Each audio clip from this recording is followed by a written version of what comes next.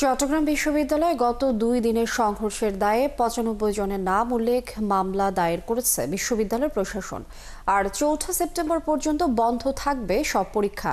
এদিকে সংঘর্ষে বিশ্ববিদ্যালয় প্রশাসনের দায় নিয়ে এখনও অভিযোগ করছে বেশিরভাগ শিক্ষার্থী ও ছাত্র সংগঠন। উদ্ভূত পরিস্থিতি মোকাবেলায় সিন্ডিকেট সভা করেছে বিশ্ববিদ্যালয় কর্তৃপক্ষ। সভায় সংঘর্ষের ঘটনায় বিচার বিভাগীয় তদন্ত কমিটি গঠন করার সিদ্ধান্ত সহ ১৩টি সিদ্ধান্ত নেওয়া হয়। মাহফুজ শুভ্রর তথ্য ছবিতে প্রতিবেদন। ভাড়া বাসার দারোয়ান নারী শিক্ষার্থীকে হেনস্থা করার অভিযোগ নিয়ে চট্টগ্রাম বিশ্ববিদ্যালয়ের শিক্ষার্থীদের সাথে স্থানীয়দের সংঘর্ষ শুরু হয় শনিবার মধ্যরাতে।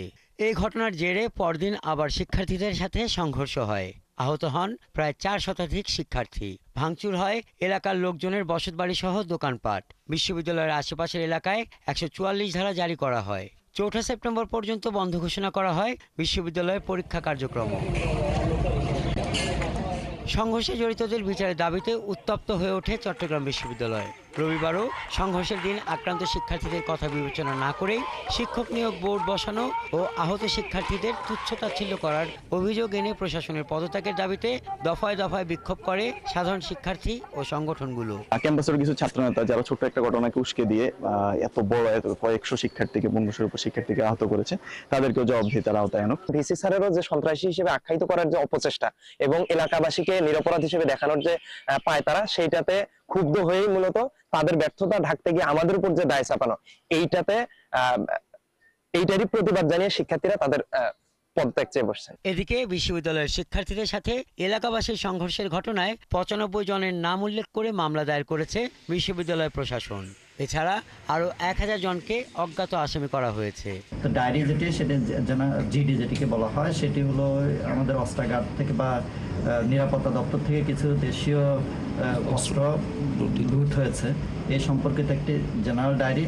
আরেকটি হলো আমাদের ছাত্রছাত্রীদের উপরে হামলা করেছে, এজন্য একটি মামলা। পরিস্থিতি মোকাবেলা করতে বিকালের সিন্ডিকেটের জরুরি সভা অনুষ্ঠিত হয়। সংঘর্ষের ঘটনায় বিচার বিভাগীয় তদন্ত কমিটি গঠন করা সহ ১৩টি সিদ্ধান্ত নিয়েছে বিশ্ববিদ্যালয় প্রশাসন।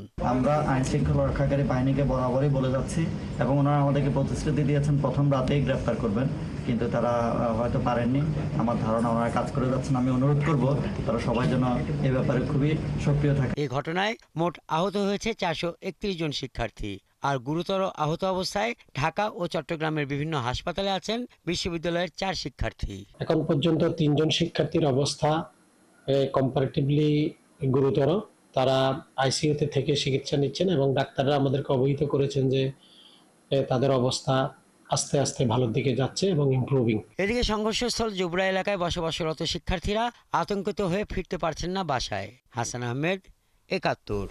চট্টগ্রাম বিশ্ববিদ্যালয়ের আজকের পরিস্থিতি দর্শক জানবো। এই মুহূর্তে সহকর্মী মাহফুজ শুভ্র যুক্ত হচ্ছেন আমাদের সঙ্গে। মাহফুজ, আপনি সেখানে রয়েছেন। চট্টগ্রাম বিশ্ববিদ্যালয়ের নিরাপত্তা পরিস্থিতি আজকে কেমন দেখছেন? লিনিয়া, যেমনটি আমরা প্রতিবেদনে দেখছিলাম, গত শনিবার দিবাগত রাতে মধ্যরাতে যে সংঘর্ষ শুরু হয় এক নারীকে হেনস্থা করার অভিযোগে, সেই সংঘর্ষের রেশ পরবর্তী দিনও ছড়িয়ে যায় এবং এতে প্রায় ৪ শতাধিক শিক্ষার্থী আহত হয় এবং এই ঘটনায় কিন্তু বিশ্ববিদ্যালয়ের পরিবেশ বেশ উত্তপ্ত ছিল। আমরা যদি একটু বলি, এখন পর্যন্ত কিন্তু সেনাবাহিনী যৌথ বাহিনী মোতায়েন রয়েছে বিশ্ববিদ্যালয়ে, তারা টহল দিবে এবং গতকাল রাত ১২টায় বিশ্ববিদ্যালয়ের পার্শ্ববর্তী যে এলাকা রয়েছে, যেখানে যে ১৪৪ ধারা জারি ছিল, সেটি কিন্তু উঠিয়ে নেওয়া হয়েছে এবং তবে বিশ্ববিদ্যালয়ের যে অভ্যন্তরের সার্বিক পরিস্থিতি স্বাভাবিক না হওয়া পর্যন্ত সেনাবাহিনীর যে টহল রয়েছে, সেই টহল কিন্তু অব্যাহত থাকবে। লিনা, যদি একটু বলি, গতকালকে বিকাল ৩টার সময় উদ্ভূত পরিস্থিতির মোকাবেলার জন্য বিশ্ববিদ্যালয় প্রশাসন একটি সিন্ডিকেট মিটিং ডাকে এবং সেই সিন্ডিকেট মিটিং এ ১৩টি মোটা দাগে ১৩টি সিদ্ধান্ত গ্রহণ করা হয়। সেই সিন্ডিকেট মিটিং এর যেই গুরুত্বপূর্ণ বিষয় ছিল সেটি হলো যে সংঘর্ষের ঘটনায় যে উদ্ভূত পরিস্থিতির সৃষ্টি হয় সেটি মোকাবেলা করা তাদের মূল আলোচ্য বিষয় ছিল। সেখানে যে সিদ্ধান্তগুলো, সেই সিদ্ধান্তগুলো যদি কয়েকটি আমি আপনাকে বলি, সেটি হলো যে গত শনিবার এবং রবিবার যে সংঘর্ষ হয়, সেই সংঘর্ষ প্রথমত বিশ্ববিদ্যালয় সিন্ডিকেট সেটি দুঃখ প্রকাশ করে এবং নিন্দা এবং প্রতিবাদ জানায়। পাশাপাশি যে আহত যে শিক্ষার্থীরা রয়েছে, সেই আহত শিক্ষার্থীদের উন্নত চিকিৎসা প্রদান, পাশাপাশি তাদের যে চিকিৎসা সেবার জন্য ক্ষয়ক্ষতি হয়ে চিকিৎসা সেবার জন্য যে ব্যয়ভার, সেটি বিশ্ববিদ্যালয় প্রশাসন বহন করে বলে সিদ্ধান্ত নেওয়া হয়। পাশাপাশি হলো উদ্ভূত ঘটনায় যে আহত যে শিক্ষার্থীরা হয়েছে সেই আহত শিক্ষার্থীদের তালিকা প্রকাশ করা একটি উদ্যোগ বিশ্ববিদ্যালয় প্রশাসন নেয়।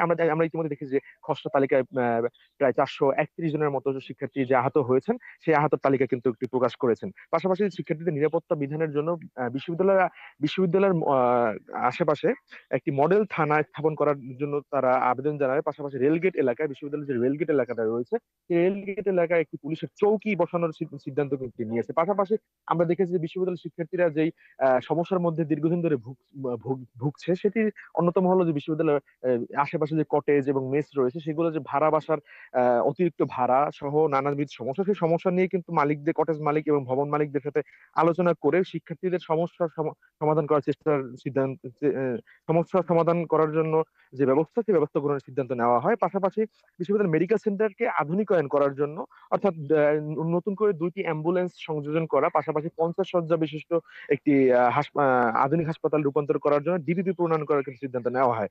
তো বিশ্ববিদ্যালয়ের এছাড়াও আরো বেশ কিছু সিদ্ধান্ত নেওয়া হয়। এর মধ্যে অন্যতম হচ্ছে যে হলগুলো সংস্কার করা, আবাসিক হলগুলো, এবং 10 তলা বিশিষ্ট 10টি হল অনুমোদনের জন্য ঊর্ধ্বতন কর্তৃপক্ষকে আবেদন জানাবে বলে সিদ্ধান্ত নেওয়া হয়। পাশাপাশি যে আমরা দেখি মাহফুজ শুভ্র, অনেক ধন্যবাদ। দর্শক, আমাদের সাথে চট্টগ্রাম থেকে মাহফুজ শুভ্র যুক্ত ছিলেন এবং আমরা জানছিলাম চট্টগ্রাম বিশ্ববিদ্যালয়ের আজকের পরিস্থিতি।